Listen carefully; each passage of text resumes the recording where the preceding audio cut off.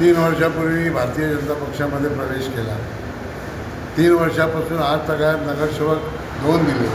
इथे एकही नगरसेवक नव्हता BJPचा, पण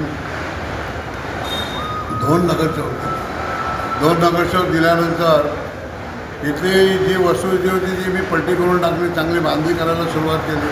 पण लोक माझ्याकडे येतात, लोकांना म्हणतात भारतीय जनता पक्ष असं का वाईट नाही मी बोललो, परंतु तिथे जे काम करण्याची पद्धत आहे त्या शिवर्धन मतदारसंघामध्ये मुळीच लक्ष देत नाही. जिल्हा प्रमुख असो, इथले कोण चिटणीस असो, कोणी असो, त्यांनी सरळ मला भेट झाल्यानंतर बोलले की जर तुम्हाला जे करायचं तर 2029 काही बोलायचं नाही, गप्प बसायचं.